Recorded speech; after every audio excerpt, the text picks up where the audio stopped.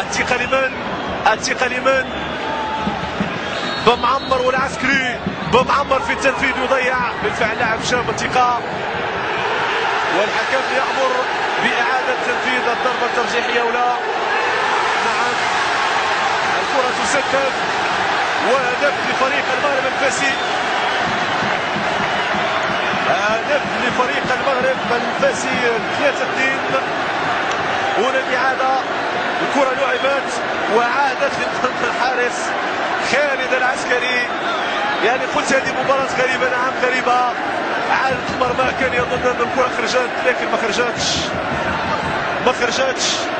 3-2 لفريق المغرب الفاسي، أغرب كرة تابعتها في ال10 سنوات الأخيرة في الضربات الترجيحية، أغرب كرة في الضربات الترجيحية. نعم 3-2 لفريق المغرب الفاسي.